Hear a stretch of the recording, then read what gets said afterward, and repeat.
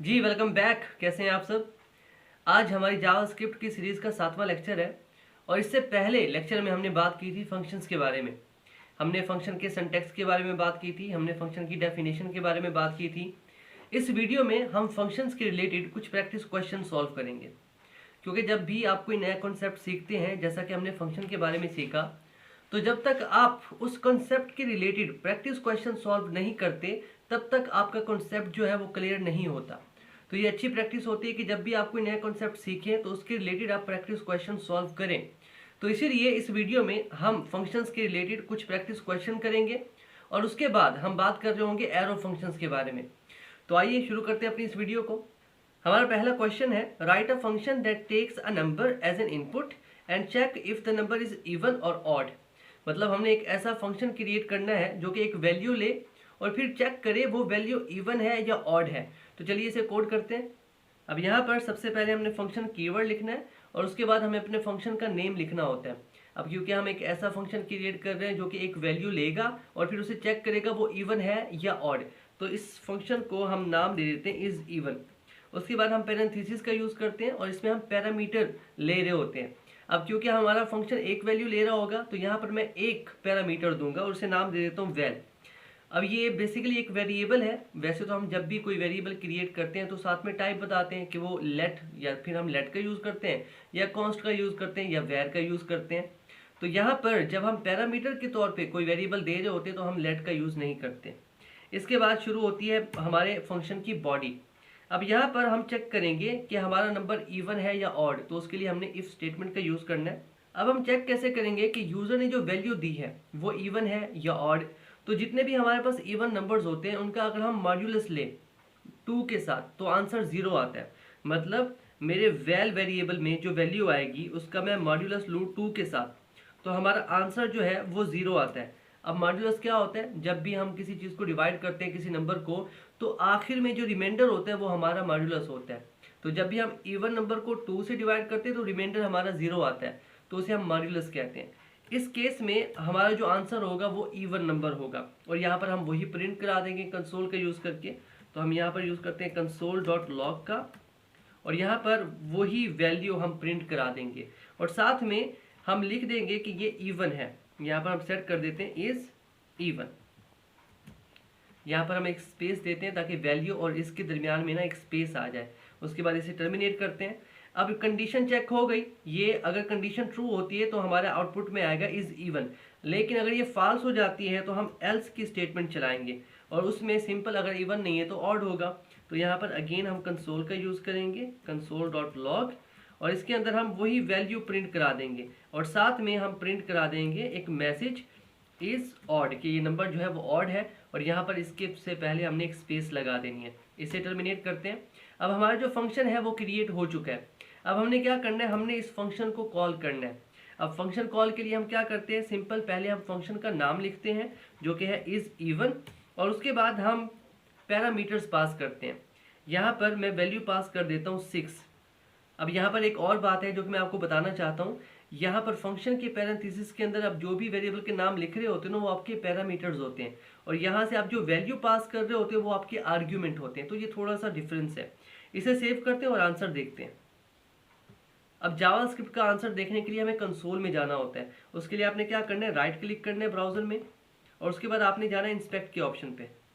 उसके बाद ये सीधा ऊपर कंसोल नज़र आ रहा है, इसको क्लिक करें और यहाँ पर हमें हमारा आंसर जो है वो शो हो रहा होगा। अब जैसे इसे रिफ्रेश करते हैं तो यहाँ पर देखिए हमारे पास आंसर आ चुका है इज इवन। अब ज़रूरी नहीं कि मैं अपने कोड एडिटर में जाऊँ और वहाँ पर मैं फंक्शन को कॉल करूँ, मैं कंसोल में भी फंक्शन को कॉल कर सकता हूँ। वही तरीका है। हमने पहले क्या करना है, अपने फंक्शन का नाम लिखना है और फिर पैरेंथेसिस के अंदर वैल्यू पास करनी है। इस बार मैं 11 करता हूँ और जैसे ही एंटर करता हूँ तो हमारे पास आंसर आ रहा है इज ऑड। तो इस तरह से आप एक फंक्शन क्रिएट कर सकते हैं जो कि आपको बताएगा कि आपकी वैल्यू इवन है या ऑड है। चलिए नेक्स्ट क्वेश्चन की जानिब।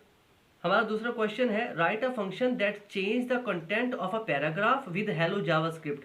मतलब हमारे पास एक पैराग्राफ होगा, उसके अंदर कुछ कंटेंट जो है वो लिखा हुआ होगा। हमने क्या करना है, अपनी जावास्क्रिप्ट को यूज करते हुए उस पैराग्राफ के अंदर जो भी कुछ लिखा है उसे चेंज कर देना है और यही काम होता है हमारी जावास्क्रिप्ट का। तो आइए इसे कोड करते हैं। उसके लिए सिंपल हमें एक और फंक्शन बनाना होगा और सबसे पहले हमने फंक्शन कीवर्ड यूज़ करना है। और यहाँ पर हम क्योंकि मैसेज शो कराना चाहते हैं उसकी जगह पे कुछ और, तो मैं इसे नाम दे देता हूँ MSG मतलब मैसेज। यहाँ पर पैरेंथेसिस में हम कुछ भी पास नहीं करा रहे होंगे। उसके बाद हमारी बॉडी शुरू हो जाती है हमारे फंक्शन की। इसके अंदर हमने क्या करना है, हमने रिटर्न करना है कुछ ना कुछ, तो रिटर्न हम यूज़ करते हैं। अब हमने कौन सा मैसेज दिखाना था, हेलो जावास्क्रिप्ट, तो वो हम यहीं लिख देंगे, हेलो जावास्क्रिप्ट। इसे टर्मिनेट करते हैं। अब इस फंक्शन से ना हमारे पास एक आंसर आएगा और उस आंसर को हमने किसी और वेरिएबल में स्टोर करना है। तो यहाँ पर मैं एक वेरिएबल बनाता हूँ वैल, और इसके अंदर मैं स्टोर करा देता हूँ जो फंक्शन से हमारे पास आंसर आएगा। यहाँ पर हम फंक्शन का नाम लिखते हैं और उसे कॉल कर देते हैं। अब क्या होगा, मैसेज फंक्शन में से जो भी कुछ रिटर्न होगा वो आके स्टोर हो जाएगा इस वेरिएबल के अंदर। अब हमने क्या करना है, हमारी HTML के अंदर एक पैराग्राफ बनाना है और इस पैराग्राफ के अंदर आप कुछ भी लिखते हैं। फॉर एग्जाम्पल मैं लिख देता हूँ दिस इज पैरा, और हमने इसे एक ID देनी है। तो पैराग्राफ को हम ID देते हैं और इसे ID में दे देता हूँ डेमो। इसे सेव कर लेते हैं। अब यहाँ पर देखिए इसका आउटपुट फिलहाल के लिए, कंसोल को हटा देते हैं, फिलहाल के लिए इसका आउटपुट कुछ इस तरह से नजर आ रहा है। लेकिन जैसे ही हम जावास्क्रिप्ट का कोड लिखेंगे और इसे रिफ्रेश करेंगे तो इसकी जगह पे लिखा हुआ आएगा हेलो जावास्क्रिप्ट। तो अब लिखते हैं अपनी जावास्क्रिप्ट का कोड। अब क्योंकि हमने अपने पैराग्राफ के अंदर जो भी कंटेंट है उसे चेंज करना है, तो सबसे पहले हमें अपने पैराग्राफ को सिलेक्ट करना होगा। अब उस पैराग्राफ को, उस एलिमेंट को सिलेक्ट करने के दो मेथड होते हैं, या तो मैं उसे बाय ID सिलेक्ट कर सकता हूँ या बाय क्लास कर सकता हूँ। तो हमने पैराग्राफ को ID दी थी तो हम बाय ID सिलेक्ट करेंगे। उसके लिए सिंपल आपको ज़्यादा कुछ नहीं करना, डॉक्यूमेंट लिखना है, उसके बाद डॉट गेट लिखना है, उसके बाद हमारे पास ऑप्शन आएगा गेट एलिमेंट बाय ID। उसके बाद आपने क्या करना है, ID प्रोवाइड कर देनी है। हमने पैराग्राफ को ID दी थी डेमो, तो वही मैं यहाँ पर लिखता हूँ। और उसके बाद आपने यूज़ करना है इनर HTML, कि हम उसके अंदर जो HTML लिखी हुई है ना हम उसे चेंज कर रहे हैं, और जिस वैल्यू से चेंज कर रहे हैं वो वैल्यू आपने यहाँ पर लिख देनी है। क्योंकि मेरे फंक्शन से जो भी आंसर आएगा, जो भी वैल्यू आएगी वो इस वैल वेरिएबल में है, और फिर इस वेरिएबल की वैल्यू इस डेमो के अंदर जो भी कुछ लिखा हुआ है ना उसे चेंज कर देगी। इसे सेव करते हैं। अब यहाँ पर देखिए जैसे मैं इसे रिफ्रेश करूंगा तो यहाँ पर जो भी कुछ लिखा हुआ है वो रिप्लेस हो जाएगा हेलो जावास्क्रिप्ट के साथ। तो यहाँ पर देखिए जैसे हमने रिफ्रेश किया तो हमारा जो कंटेंट था वो चेंज हो चुका है। तो इस तरह से आप कोई भी कंटेंट जो है वो चेंज कर सकते हैं। सिंपल आपने एक ही लाइन का यूज़ करना है, document dot get element by ID। By class भी आप सेलेक्ट कर सकते हैं, it's all depends upon you कि आप कौन सी ID यूज़ कर रहे हैं आप, या आप क्लास यूज़ कर रहे हैं। चलिए नेक्स्ट क्वेश्चन करते हैं। हमारा तीसरा क्वेश्चन है, write a function that takes a number as a input and displays the table of that number. मतलब हमने एक फंक्शन क्रिएट करना है और वो फंक्शन एक वैल्यू लेगा और उस वैल्यू का एक हमें टेबल बनाकर देगा, जैसे कि हम बचपन में पढ़ते थे 2 1 2 2 2 4, तो वही टेबल हमने यहाँ पर बनाना है। तो आइए इसका कोड लिखते हैं। सिंपल उसके लिए सबसे पहले हम इसे अरेज करते हैं और यहाँ पर सबसे पहले वही फंक्शन कीवर्ड, और यहाँ पर हमने फंक्शन का नेम सेट करना है। क्योंकि हम टेबल्स बना रहे हैं तो यहाँ पर मैं टेबल लिख दूंगा इसका नाम। अब ये हमारा फंक्शन एक वैल्यू ले रहा होगा, मतलब हमने एक पैरामीटर सेट करना है वैल। अब आपकी मर्जी, आप वैल लिखो या कोई भी और वेरिएबल का नाम आप यहाँ पर लिख सकते हैं। उसके बाद बॉडी शुरू हो जाती है। अब यहाँ पर जो भी वैल्यू आएगी ना उसे हमने किस तरह से टेबल में चेंज करना है उसके बारे में बात करते हैं।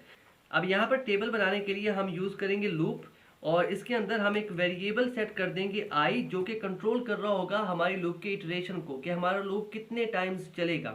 तो हमारा लूप स्टार्ट होना चाहिए 1 से, और कहाँ तक ये जाना चाहिए, हम चाहते हैं ये लेस देन इक्वल टू 10 होना चाहिए, मतलब 10 बार हमारा लूप चले, और उसके बाद हर बार हमारे I में 1 का इंक्रीमेंट होता जाए। तो इस तरह से हमारा ये लूप काम कर रहा होगा। उसके बाद इसकी बॉडी बनाते हैं और इसकी बॉडी के अंदर हम अपना एक्चुअल कोड लिख रहे होंगे। तो उसके लिए हमने कंसोल का यूज करना है, console.log। और इसके अंदर हमने क्या करना है, सबसे पहले हम प्रिंट करा देंगे अपनी उस वैल्यू को जो कि हम यूजर से ले रहे हैं या खुद पास कर रहे हैं उस फंक्शन में। तो सबसे पहले आएगा यहाँ पर वैल, उसके बाद हमारे पास क्या होता है 2, फिर मल्टीप्लिकेशन का साइन आ जाता है तो वो हम यहाँ पर लगाएंगे मल्टीप्लाई। मल्टीप्लाई के लिए यहाँ पर मैं x को यूज करूंगा और थोड़ी सी स्पेस लगा दूंगा इनके दरमियान में। उसके बाद हमारे पास क्या होता है, I की वैल्यू आएगी। I की वैल्यू क्यों आएगी वो मैं आपको बताता हूँ। यहाँ पर हम I लिख देंगे, I के अंदर जो भी वैल्यू होगी वो यहाँ पर शो हो रही होगी। उसके बाद हमारे पास आता है इक्वल टू का साइन, तो वो हमने यहाँ पर लगाना है, स्पेस लगाकर हमने इक्वल टू का साइन सेट कर देना है। और उसके बाद हमारे पास आंसर आ रहा होता है, हमें यहाँ पर मल्टीप्लाइकेशन करना होगा और यहाँ पर हम मल्टीप्लाई कर देंगे एक तो वैल जो कि हमने यूज़र से ली और उसे मल्टीप्लाई कर देंगे हम आई के साथ। अब ये काम किस तरह से करेगा थोड़ा समझिए। फॉर एग्जाम्पल मैंने वैल्यू में 2 पास किया तो ये इस वैल्यू की जगह पे 2 आएगा और हर बार 2 ही आता रहेगा। उसके बाद आई की वैल्यू क्या है, जब ये लूप स्टार्ट होगा तब आई की वैल्यू 1 होगी। जब लूप दूसरी बार चलेगा तो आई की वैल्यू में 1 का इजाफा हो चुका होगा तो इस वक्त आई की वैल्यू 2 होगी। तो इस तरह से हर इटरेशन पे, हर लूप पे आई की वैल्यू इंक्रीज होती रहेगी बाय 1। और यहाँ पर वैल तो 2 ही रहेगा लेकिन आई चेंज होता रहेगा। तो पहले 1 होगा आई तो 2 1 2 होगा, फिर आई 2 हो जाएगा तो 2 2 4 हो जाएगा। तो इस तरह से हमारा जो टेबल है वो क्रिएट हो जाएगा। यहाँ पर इसे टर्मिनेट करते हैं और इसे चला कर देखते हैं। इसे रन करने के लिए हमने क्या करना है, फंक्शन को कॉल करनी होती है। तो सिंपल हम फंक्शन का नाम लिखते हैं और उसमें कोई वैल्यू पास करते हैं। यहाँ पर मैं 11 सेट कर देता हूँ। इसे टर्मिनेट करते हैं, सेव करते हैं और देखते हैं कि आउटपुट में आंसर क्या आता है।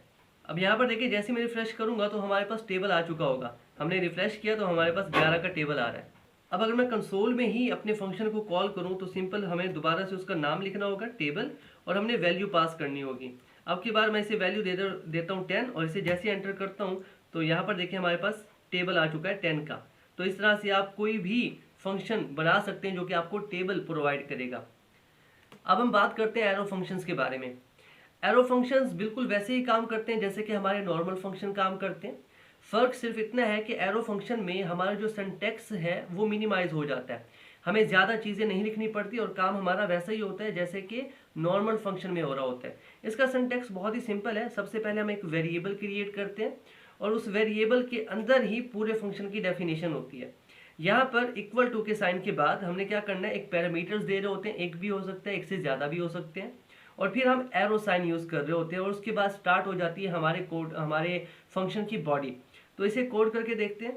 अब यहाँ पर सबसे पहले हम एक वेरिएबल बनाते हैं, उसे कोई भी नाम दे सकते हैं। फॉर एग्जांपल मैं उसे देता हूँ हेलो का नाम, जो कि हेलो मुझे रिटर्न कर रहा होगा। और इसके अंदर हमने पैरामीटर्स देने हैं। फिलहाल मैं कोई पैरामीटर इसमें नहीं दे रहा। और उसके बाद हमने एरो साइन बनाना है, इक्वल टू और ग्रेटर देन का साइन, तो ये एरो बन जाता है और फिर स्टार्ट होती है हमारे फंक्शन की बॉडी। अब यहाँ पर मैं कुछ रिटर्न कराना चाहता हूँ या फिर हम कंसोल का यूज़ कर लेते हैं, कंसोल.लॉग का, कंसोल.लॉग, और यहाँ पर हम वैल्यू प्रिंट करा देते हैं हेलो वर्ल्ड, हेलो वर्ल्ड। इसे टर्मिनेट करते हैं।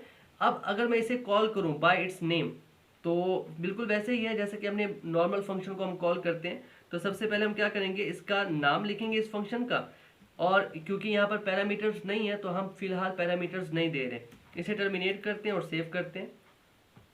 अब जैसे मैं इसे रिफ्रेश करता हूँ तो यहाँ पर देखिए हमारे पास आंसर आ रहा है हेलो वर्ल्ड, जो कि हमारे एरो फंक्शन में था।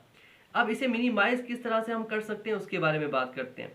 अब अगर हमारे पास सिंगल स्टेटमेंट है, एक से ज़्यादा स्टेटमेंट्स भी हो सकते हैं लेकिन यहाँ पर हमारे पास सिंगल स्टेटमेंट है, तो अगर आपके पास सिंगल स्टेटमेंट हो तो आप इन कर्ली ब्रैकेट्स को यहाँ से रिमूव कर सकते हो सिंपल। फिर भी आपका काम जो है वो हो रहा होगा जैसे कि पहले हो रहा था।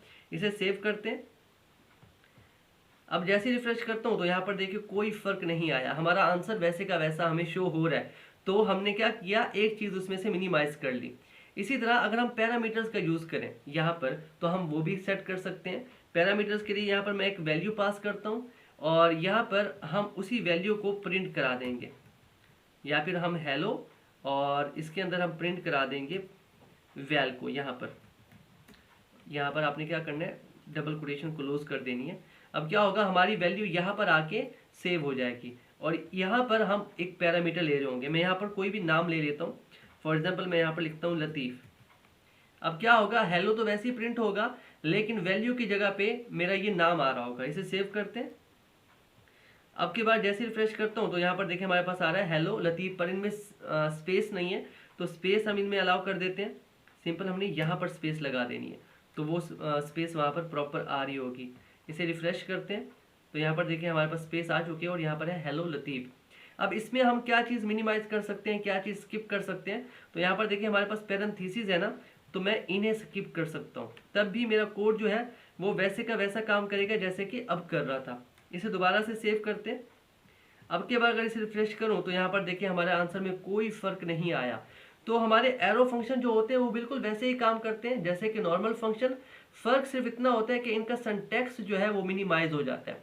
तो आपकी मर्जी है, आप नॉर्मल फंक्शन यूज़ करो चाहे आप एरो फंक्शन यूज़ करो।